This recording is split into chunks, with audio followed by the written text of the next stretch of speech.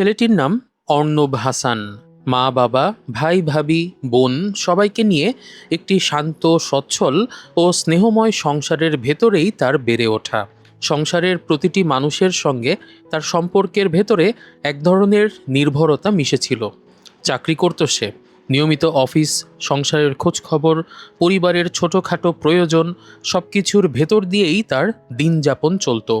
অন্যদিকে জীবনের ব্যক্তিগত পরিসরেও তার ছিল এক নীরব আলোর উপস্থিতি, রিয়া। রিয়ার সঙ্গে তার সম্পর্কটি ছিল গভীর এবং ভালোবাসায় পরিপূর্ণ। ভবিষ্যৎ নিয়ে স্বপ্ন দেখা হচ্ছিল তাদের, অথচ সেই স্বপ্নের ভাঙনের শব্দ যে এত দ্রুত শোনা যাবে তা কেউ কল্পনাও করতে পারেনি।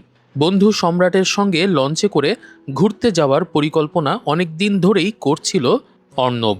নানা ব্যস্ততার কারণে সময় সুযোগ মিলছিল না। অবশেষে এক রাতে যাত্রা নির্ধারিত হলো। অর্ণব ব্যাগ ভর্তি জামা কাপড় নিয়ে দীর্ঘদিনের ট্যুর প্ল্যান বাস্তবায়িত হবার উচ্ছ্বাস নিয়ে রওনা দিল সেদিন। তার পরিবারের কাউকেই উদ্বিগ্ন মনে হয়নি তাকে বিদায় দেওয়ার সময়, কারণ এটি ছিল নিছক একটি আনন্দ ভ্রমণ, যার শেষে ফিরে আসাটার কথাই ছিল স্বাভাবিক। রাতের নদী বরাবরই এক ধরনের গভীর ও অদৃশ্য ভয় বহন করে। চারিদিকে অন্ধকার, দূরে দূরে বিচ্ছিন্ন আলোর রেখা, আর নিচে অসীম স্রোতের গর্জনহীন প্রবাহ। সেই রাতেই ঘটে গেল এক ভয়ঙ্কর দুর্ঘটনা। লঞ্চ থেকে পড়ে গেল অর্ণব। মুহূর্তের মধ্যেই চারপাশে চিৎকার, বিশৃঙ্খলা, আতঙ্ক ছড়িয়ে পড়ল। তীরে অনেক মানুষ জড়ো হলো। অনুসন্ধানের চেষ্টা চলল, কিন্তু নদীর স্রোত তাকে ভাসিয়ে নিয়ে গেছে। লাশটাও খুঁজে পাওয়া গেল না। একটি মানুষ যখন মৃত্যুর পরও ফিরে আসে না, তখন শোকের ভেতরে একটি অসম্পূর্ণতা থেকে যায়। অন্তত লাশটা পাওয়া গেলে মানুষের শোকের মাত্রাটা নিয়ন্ত্রিত থাকে। কিন্তু অর্ণবের লাশটাও না খুঁজে পাওয়ায় পরিবারের ওপরে এক নিঃশব্দ অন্ধকার নেমে এলো। অফিসেও শোক সভা অনুষ্ঠিত হলো। সহকর্মীদের কণ্ঠে তাকে একজন দক্ষ, দায়িত্বশীল ও নির্ভরযোগ্য কর্মকর্তা হিসাবে স্মরণ করা হলো। কিছু মানুষের চোখেও চলে আসলো জল। ভাই বোন, বাবা মা সবার খাওয়া দাওয়া প্রায় বন্ধ হয়ে গেল। মা অর্ণবের রুম থেকে বের হতেন না। ঘরের প্রতিটি জিনিস আগের মতোই যত্ন করে রাখা হতে লাগলো। অর্ণবের কাপড়, বই, টেবিল, খেলার ট্রফি সবকিছুই যেন ছেলের অনুপস্থিতির বিরুদ্ধে এক অসহায় মায়ের প্রতিরোধ হয়ে দাঁড়িয়েছিল। প্রায়ই অর্ণবের মাকে বলতে শোনা যেত, অর্ণব তো সাঁতার জানত, তবুও রাক্ষসের নদীর স্রোতের সঙ্গে পেরে উঠল না তার ছেলেটি। অর্ণবের বড় বোন সারাক্ষণ কুরআন তেলাওয়াতে ডুবে থাকত। সে বিশ্বাস করতে শুরু করেছিল পৃথিবীর একমাত্র এই প্রার্থনাটাই মৃত মানুষের কাছে পৌঁছায়। অর্ণবের বড় ভাই আনিসও মৃত ছোট ভাইয়ের শোকে ক্রমশ ভেঙে পড়ছিল। বাইরে থেকে নিজেদেরকে তারা স্বাভাবিক রাখার চেষ্টা করলেও ভেতরে ভেতরে বাড়ির সবার মনে এক গভীর শূন্যতা গ্রাস করে ফেলছিল। অর্ণবের প্রেমিকা রিয়ার খাওয়া দাওয়াও বন্ধ হয়ে গেল। কিন্তু যেহেতু তাদের বিয়ে হয়নি, তাই রিয়ার শোকের ছিল না কোনো সামাজিক পরিচয়। বাসায় কারো সঙ্গে কিছু শেয়ার করে নেওয়াও সম্ভব হচ্ছিল না। কাউকে বলতে পারছিল না সে যে তার বয়ফ্রেন্ড মারা গেছে। সমস্ত কষ্ট তাকে নীরবে নিভৃতে সহ্য করতে হচ্ছিল। একদিন এক বান্ধবী ফোন করলে দীর্ঘ নীরবতার পর কান্নায় ভেঙে পড়তে দেখা যায় তাকে। এতদিন ধরে জমে থাকা বেদনা আর আটকে রাখতে পারেনি সেদিন রিয়া। কিছুদিন পর অর্ণবের বড় বোনকে ফিরে যেতে হবে। সন্তানদের সামনে পরীক্ষা। জীবন তার নিজস্ব নিয়মে মানুষকে টেনে নিয়ে যায়। কিন্তু অর্ণবের বাবা কিছুই খেতে চাইতেন না। বিশেষ করে যেসব খাবার অর্ণব পছন্দ করত, সেগুলো সামনে এলেই তার গলা দিয়ে খাবার নামতো না। যেন প্রতিটি পরিচিত স্বাদ ছেলের অনুপস্থিতিকে আরও নির্মমভাবে মনে করিয়ে দিত তাকে। রিয়াও সবসময় অর্ণবের স্মৃতি মনে করত। একদিন অর্ণব তাকে একটা কবিতার লাইন শুনিয়েছিল, রিমেম্বার মি উইথ স্মাইল। সেদিন কথাটি শুনে রিয়ার মনে হয়েছিল মানুষটি বোধহয় অতিরিক্ত আবেগপ্রবণ। সে তখন অর্ণবকে বিয়ে করার জন্য প্রায় উন্মুখ হয়ে উঠেছিল। তাদের মধ্যে প্রায়ই তর্ক হতো, এই পৃথিবীতে বেশি সুখী কে, যার অনেক কিছু আছে নাকি যার কিছুই নেই। তর্কের নির্দিষ্ট কোনো সমাধান হয়নি। তবে নিজেরা সুখী হয়ে ওঠার আগেই অর্ণব তাকে ছেড়ে চলে গেল। অর্ণব অফিসে খুব দক্ষ কর্মকর্তা ছিল। সে একদিন ছুটি নিলেই অফিস যেন থমকে যেত। তার কাজের উপর অনেক কিছু নির্ভর করত। কিন্তু এখন তার মৃত্যুর পরও অফিসের সব কাজ ঠিকমতোই চলতে লাগলো। উপরন্তু তার দুই সহকর্মীর মধ্যে ঝগড়া শুরু হয়ে গেল কে অর্ণবের পোস্টে প্রমোশন পেয়ে বসবে সেটা নিয়ে। মানুষের অনুপস্থিতি ধীরে ধীরে প্রতিষ্ঠানের কাছে কেবলমাত্র একটা শূন্য পদে পরিণত হয়। তবে অর্ণবের বাবা মায়ের স্মৃতি থেকে অর্ণব মুছে গেল না। মা নিয়মিত তার চুলে তেল দিয়ে দিতেন, বাবা খোঁজ নিতেন ছেলের কোনো টাকা পয়সা লাগবে কিনা। আর আজ সেই ছেলের মৃত্যু তাদের জীবনকে যেন স্থবির করে দিল। সময়ের সাথে সাথে অন্যদের পৃথিবী এগিয়ে গেলেও অর্ণবের মা বাবার ভেতরের পৃথিবী আর আগের জায়গা থেকে নড়ল না। একদিন জানা গেল অর্ণবের ভাবির এক চাচাতো ভাই ঢাকায় আসবে ভর্তি পরীক্ষা দেবার জন্য। ভাবির ইচ্ছে হলো ছেলেটি এসে অর্ণবের রুমে থাকুক, কিন্তু অর্ণবের বড় ভাই আনিস আপত্তি করল। কথা কাটাকাটির এক পর্যায়ে ঝগড়া বেঁধে গেল। তার ভাবির যুক্তি ছিল, আজ তার চাচাতো ভাই আসবে, কাল সন্তানের জন্যও রুম লাগবে। অর্ণবের রুমকে তো আর জাদুঘর বানিয়ে রাখা যাবে না। এই কথার ভেতরেই জীবনের নির্মম বাস্তবতা লুকিয়ে আছে। মৃত মানুষের জন্য পৃথিবীতে দীর্ঘদিন জায়গা খালি রাখা হয় না। ধীরে ধীরে তার ঘর, তার চেয়ার, তার স্থান সবকিছুই অন্য কারো প্রয়োজনের অংশ হয়ে যায়। এদিকে দেখা গেল অর্ণবের দুই সহকর্মীর মধ্যকার দ্বন্দ্বকে কাজে লাগিয়ে আরেকজন লোক নিঃশব্দে প্রমোশন বাগিয়ে নিয়েছে। পরে তাকে অর্ণবের ডেস্কে বসতে দেখা গেল। টেবিল থেকে অর্ণবের ছবিও সরিয়ে ফেলল সে। তার ব্যবহার্য জিনিসপত্রও একপাশে সরিয়ে রাখা হলো। কর্পোরেট অফিস পলিটিক্সের কাছে মানুষের মৃত্যুর শোক সত্যি খুব নগণ্য। সবচেয়ে বিস্ময়কর ঘটনাগুলো ঘটতে শুরু করলো এরপরে। 1 মাস ধরে রিয়াকে বাসা আর অফিস ছাড়া অন্য কোথাও যেতে দেখা যায়নি। তার জীবনের ভেতরের সমস্ত রং যেন নিভে গিয়েছিল। মানুষের সঙ্গে যোগাযোগও কমে এসেছিল। বয়ফ্রেন্ডের মৃত্যুর পর রিয়া সামাজিক যোগাযোগ মাধ্যম থেকেও নিজেকে গুটিয়ে রেখেছিল, কিন্তু একদিন হঠাৎ শাড়ি পরা একটা ছবি ফেসবুকে আপলোড করলো সে। আর সেই ছবিটি দেখেই ফোন করলো রায়হান, অর্ণবের সবচেয়ে ঘনিষ্ঠ বন্ধুদের একজন। ফোনের শুরুতে সমবেদনার ভাষা থাকলেও খুব দ্রুত কথোপকথনের ভেতরে এক অন্য সুর স্পষ্ট হয়ে উঠল। মৃত বন্ধুর প্রেমিকাকে একাকিত্বের কথা মনে করিয়ে দিয়ে ধীরে ধীরে তার কাছে আসার চেষ্টা করতে লাগলো রায়হান। শেষ পর্যন্ত ডেটিংয়ের প্রস্তাবও দেওয়া হলো তাকে, এবং রিয়াও সেই প্রস্তাবে সাড়া দিল। হয়তো শোক থেকে পালিয়ে বাঁচার জন্য, হয়তোবা নিঃসঙ্গতার ভার থেকে মুক্তি পাবার জন্য, অথবা হয়তো মানুষ খুব বেশি দিন শূন্যতার ভেতরে বাস করতে পারে না বলেই রিয়া রায়হানের প্রস্তাবে রাজি হয়ে যায়।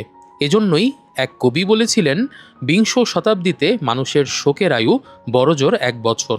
কিন্তু বাস্তবতা যেন আরও নিষ্ঠুর হয়ে উঠল। অর্ণবের বড় ভাই আনিসকেও খুব দ্রুত বদলে যেতে দেখা গেল।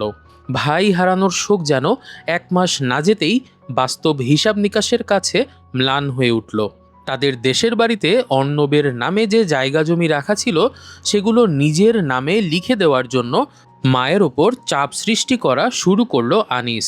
যুক্তি হিসাবে বলা হতে লাগলো, নইলে বড় বোনের স্বামী একসময় অর্ণবের অংশ দাবি করতে পারে। যে ভাইয়ের মৃত্যুর শোকে একসময় ভেঙে পড়তে দেখা গিয়েছিল তাকে, সেই ভাইয়ের স্মৃতিও ধীরে ধীরে সম্পত্তির হিসাবের নিচে চাপা পড়তে লাগলো। পৃথিবীর সবাই যেন অর্ণবের মৃত্যুকে পাশ কাটিয়ে সামনে এগিয়ে যাচ্ছিল, শুধু পারছিল না তার মা বাবা। তাদের শোক বাইরে থেকে খুব বেশি প্রকাশ পেত না, কিন্তু তাদের প্রতিটি নিঃশ্বাসে, প্রতিটি নীরবতায়, প্রতিটি অভ্যাসে সেই শোক পরিলক্ষিত হচ্ছিল। অর্ণবের মা এখনও ছেলের ঘর গুছিয়ে রাখেন।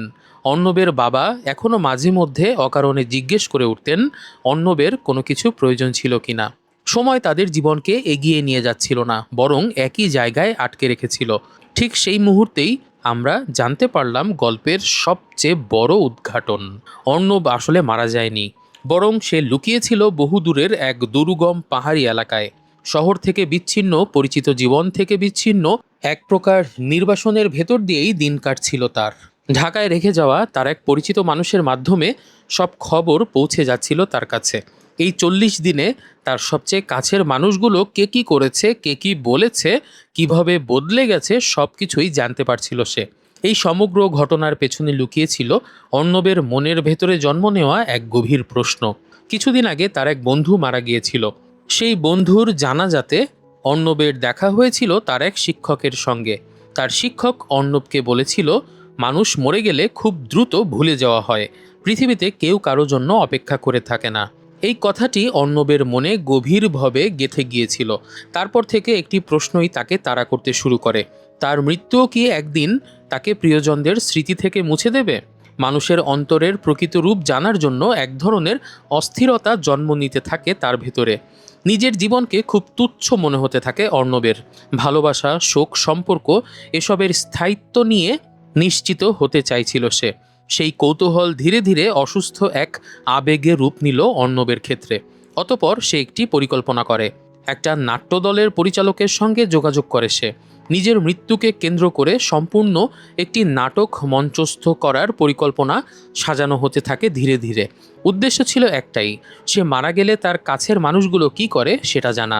সম্রাট নামের এক থিয়েটার কর্মীকে নিজের বন্ধু পরিচয়ে বাসায় নিয়ে আসে অর্ণব। ধীরে ধীরে পরিবারের সবার সঙ্গে পরিচয় করিয়ে দিয়ে তাকে গ্রহণযোগ্য করে তোলা হলো। পরিবারের কাছে সম্রাট হয়ে উঠল অর্ণবের বিশ্বস্ত বন্ধুদের একজন। পরবর্তীতে সেই সম্রাটের সঙ্গেই ভ্রমণে যায় অর্ণব। এরপর পরিকল্পনা মতো খবর ছড়িয়ে দেওয়া হয় অর্ণব নদীতে পড়ে গেছে। সম্রাট আতঙ্কগ্রস্ত মানুষের অভিনয় করল। চারিদিকে চিৎকার, খোঁজাখুঁজি, বিশৃঙ্খলা তৈরি হলো। আশেপাশের মানুষ, পুলিশ, ডুবুরি সবাই অনুসন্ধান চালালো, কিন্তু অর্ণবকে কোথাও পাওয়া গেল না। অবশেষে সবাই ধরে নিল অর্ণব মারা গিয়েছে। কিন্তু অর্ণব প্রকৃতপক্ষে বেঁচে ছিল। এক দূরবর্তী পাহাড়ে সভ্যতার কোলাহল থেকে বিচ্ছিন্ন এক নিঃসঙ্গ আশ্রয়ে দিন কাটছিল তার। সেখান থেকেই থিয়েটারের পরিচালকের সঙ্গে নিয়মিত যোগাযোগ করছিল অর্ণব। ঢাকায় ঘটে যাওয়া প্রতিটি ঘটনার সংবাদ ধীরে ধীরে পৌঁছে যাচ্ছিল তার কাছে। সেই পরিচালকের কাছ থেকেই জানতে পারে অর্ণব অফিসে তার মৃত্যুর শোকের চেয়ে তার পদটি নিয়ে আগ্রহই বড় হয়ে উঠেছে। সহকর্মীদের মধ্যে শুরু হয়েছে প্রতিযোগিতা। তার শূন্য চেয়ারটিকে কেন্দ্র করেই মানুষের প্রকৃত মুখগুলো স্পষ্ট হয়ে উঠেছে। অর্ণব জানতে পারল তার বড় ভাই আনিসও সম্পত্তির হিসাব নিয়ে ব্যস্ত হয়ে পড়েছে। যে ভাইয়ের চোখে অশ্রু দেখা গিয়েছিল, সেই ভাই এখন তার নামে থাকা জমিজমা নিজের নামে লিখিয়ে নেয়ার চিন্তায় মগ্ন। আরও সে জানতে পারল তার ঘনিষ্ঠ বন্ধু রায়হান ধীরে ধীরে রিয়ার জীবনে প্রবেশ করার চেষ্টা করছে। বন্ধুত্বের আড়ালে বহুদিন ধরে লুকিয়ে থাকা আকর্ষণ যেন সুযোগের অপেক্ষাতেই ছিল। আর সবচেয়ে গভীর আঘাতটি এলো রিয়াকে নিয়ে। রিয়া একদিন অর্ণবকে বলেছিল অর্ণব যদি কোনোদিন হারিয়ে যায় তাহলে তার জীবন থেমে যাবে। আকাশ পাতাল এক করে তাকে খুঁজে বের করবে রিয়া। তার অনুপস্থিতি কখনোই মেনে নিবে না সে। কিন্তু বাস্তবতা অন্য কথা বলে। 1 মাসের মধ্যেই রিয়াকে জীবনের দিকে ফিরে যেতে দেখা গেল। হয়তো সম্পূর্ণ স্বাভাবিক হয়ে ওঠা সম্ভব হয়নি, কিন্তু বেঁচে থাকার প্রবৃত্তি তাকে ধীরে ধীরে সামনে এগিয়ে নিয়ে যাচ্ছিল। মানুষের শোক দীর্ঘস্থায়ী হলেও জীবন থেমে থাকে না। এই নিষ্ঠুর সত্যটি যেন এর মধ্য দিয়ে স্পষ্ট হয়ে উঠল। শুধু দুজন মানুষ মুভ অন করতে পারল না, অর্ণবের বাবা এবং মা। তাদের প্রতিটি দিন একই জায়গায় আটকে রইল। অর্ণবের মা এখনও ছেলের ঘর গুছিয়ে রাখেন, আলমারির কাপড়ে হাত বুলিয়ে দেন, মাঝে মাঝে দরজার দিকে তাকিয়ে থাকেন যেন হঠাৎ করেই অর্ণব ফিরে আসবে। অর্ণবের বাবা এখনও খাবার টেবিলে নীরব হয়ে বসে থাকেন। ছেলের পছন্দের খাবার সামনে এলে তার চোখে দৃষ্টি বদলে যায়। বাইরে থেকে স্বাভাবিক দেখানোর চেষ্টা থাকলেও ভেতরে ভেতরে তিনি প্রতিদিনই একটু একটু করে ভেঙে পড়তে থাকেন। একদিন পাহাড়ে সেই নির্জন জায়গায় বসে অর্ণবকে থিয়েটারের পরিচালক ফোনে বলল, no love and care is greater than mother's and father's love and care. অর্থাৎ পৃথিবীতে অন্য কারো ভালোবাসা বা যত্নই মা বাবার ভালোবাসা এবং যত্ন থেকে বড় হতে পারে না। তারপর সে আরও বলল, বেশিরভাগ মানুষই এই সত্যটি বুঝতে পারে না। তারা এই সত্যটি বুঝতে পারে তখনই যখন তার মা বাবা মারা যায়। সেই দিক থেকে অর্ণব ভাগ্যবান। তার মা বাবা বেঁচে থাকা অবস্থাতেই সে এই সত্য উপলব্ধি করতে পেরেছে। কথাগুলো শুনে অর্ণব দীর্ঘ সময় নীরব হয়েছিল, কারণ এই 40 দিনে সে মানুষের প্রকৃত স্বরূপ দেখেছে। সে দেখেছে পৃথিবী কারোর জন্য থেমে থাকে না। সে দেখেছে শোকও ধীরে ধীরে দৈনন্দিন জীবনের নিচে চাপা পড়ে যায়। দেখেছে মানুষ মৃতদের স্মৃতি বুকে নিয়েও নতুন সম্পর্ক তৈরি করে, নতুন হিসাব কষে, নতুন ভবিষ্যৎ নিয়ে ভাবতে শুরু করে। আসলে কিছু প্রশ্নের উত্তর অজানা থাকাই হয়তো ভালো। কারো জন্য পৃথিবী থেমে থাকে না। গতিশীল পৃথিবী ধীরে ধীরে সবার শোক ভুলিয়ে দেয়। শুধু বাবা মাই সন্তানের জন্য নির্ঘুম রাত কাটিয়ে দেয়। এরপর প্রশ্ন একটাই থেকে যায়, অর্ণব কি ফিরে আসবে? ফিরে এলে কি হবে? যাদের পরীক্ষা করার জন্য সে নিজের মৃত্যুর অভিনয় করলো, তাদের সামনে দাঁড়িয়ে কি বলবে সে? তার মাকে কি সে বলতে পারবে সব কিছু ছিল সাজানো? বাবার সেই নিঃশব্দ কান্নার দায় কি বহন করা সম্ভব হবে? প্রেমিকা রিয়ার সামনে দাঁড়িয়ে কি সে বিশ্বাসঘাতক বলতে পারবে, যখন রিয়া কেবলমাত্র বেঁচে থাকারই চেষ্টা করেছে? নাকি মানুষের স্বাভাবিক প্রবৃত্তিকেই সে ভুলভাবে বিচার করতে চেয়েছিল? সম্ভবত সেই পাহাড়ি নীরবতার মধ্যেই প্রথমবারের মতো অর্ণব বুঝতে পারল মৃত্যুর চেয়েও ভয়ঙ্কর জিনিস হচ্ছে মানুষের হৃদয়কে পরীক্ষা করতে যাওয়া। তবে শেষ পর্যন্ত হয়তো অর্ণব ফিরে এসেছিল, ফিরে তাকে আসতেই হয়েছিল। নিজের বাবা মায়ের জীবনে আবারও কিছুটা আলো ফিরিয়ে আনার জন্য হলেও ফিরে আসা প্রয়োজন ছিল তার। কারণ এই দীর্ঘ অভিনয়ের ভেতরে সবচেয়ে নির্মম সত্যটি সে উপলব্ধি করেছিল। পৃথিবীতে সব সম্পর্কই সময়ের সঙ্গে বদলে যেতে পারে, কিন্তু সন্তানের প্রতি পিতামাতার অপেক্ষা কখনোই শেষ হয় না। হয়তো কোনো এক সন্ধ্যায় দরজায় কড়া নাড়ার শব্দ শোনা গিয়েছিল। হয়তো অর্ণবের মা প্রথমে বিশ্বাস করতে পারেনি তার ছেলে ফিরে এসেছে। তারপর সমস্ত অভিমান, সমস্ত প্রশ্ন, সমস্ত অপরাধ বোধ ছাপিয়ে ফিরে এসেছিল শুধু একটাই অনুভূতি, তাদের সন্তান বেঁচে আছে। মানুষের জীবনে কিছু উপলব্ধি খুব দেরিতে আসে। প্রিয় দর্শক, মানুষের জীবনের সবচেয়ে বেশি সময় ব্যয় হয় তার অফিসে। মানুষ দিনের সবচেয়ে কর্মক্ষম অংশটুকু দিয়ে দেয় তার অফিসের কাছে বা প্রতিষ্ঠানের কাছে। তারপরের সময় দেওয়া হয় প্রেমিক বা প্রেমিকাকে, এরপর বন্ধু বান্ধব, আড্ডা, সামাজিকতা। অবশিষ্ট কিছু সময় হয়তো কাটানো হয় ভাই বোনের সঙ্গে গল্প করে। কিন্তু পিতামাতার জন্য কতটুকু সময় রেখে দিই আমরা? যাদের হাত ধরে পৃথিবীতে আসা, যাদের নির্ঘুম রাতের বিনিময়ে বড় হয়ে ওঠা, তাদের সঙ্গে কথোপকথন পর্যন্ত অনেক সময় বিলাসিতা হয়ে দাঁড়ায় আধুনিক সমাজে। প্রেমে বিশ্বাস ভঙ্গ হলে মানুষ ভেঙে পড়ে, কখনো কখনো নিজের জীবন পর্যন্ত শেষ করে দিতে চায়। অথচ কত মানুষ অফিস থেকে ছুটি না পাওয়ার কারণে নিজের বৃদ্ধ পিতামাতাকে দেখতে যেতে পারে না। সেই হিসাব কি আমরা রাখি? বাস্তবতা হলো, পৃথিবীর সবচেয়ে নিঃস্বার্থ এবং খাঁটি ভালোবাসা পিতামাতার হৃদয়ের ভেতরেই অবস্থান করে। বন্ধু বদলে যেতে পারে, প্রেম বদলে যেতে পারে, অফিসের শূন্য চেয়ার খুব দ্রুতই একজন দখল করে ফেলতে পারে, কিন্তু একজন মা সবসময় সন্তানের পুরনো জামাটা গুছিয়ে রাখবেন। একজন বাবা সবসময় সন্তানের প্রয়োজনের কথা ভেবে উদ্বিগ্ন হয়ে থাকেন, এমনকি সন্তান যোজন যোজন দূরে থাকলেও। এই পৃথিবীতে মানুষ খুব দ্রুত সামনে এগিয়ে যায়। গতিশীল পৃথিবী ধীরে ধীরে সব শোককেই মুছে দেয়। তাই যদি জীবনের সবচেয়ে মূল্যবান সময়গুলো অবহেলা করে ফেলা হয়ে থাকে, তাহলে হয়তো নতুন করে ভাবার সময় এসেছে। নিজের পিতামাতাকে সময় দেওয়া প্রয়োজন, নিজের সন্তানদের পাশে থাকা প্রয়োজন, নিজের জন্যও কিছু সময় রাখা প্রয়োজন, নিজেকে উন্নত করা প্রয়োজন, নিজের দক্ষতা বৃদ্ধি করা প্রয়োজন এবং সর্বোপরি নিজের স্রষ্টার প্রতি অনুগত্য এবং কৃতজ্ঞতা প্রকাশ করা প্রয়োজন। কারণ এই পৃথিবী খুবই ক্ষণস্থায়ী। এখানে মানুষ আসে, স্বপ্ন দেখে, কিছু সম্পর্ক গড়ে তোলে, তারপর একসময় আবারও হারিয়ে যায়। দিন শেষে থেকে যায় তার কৃতকর্ম।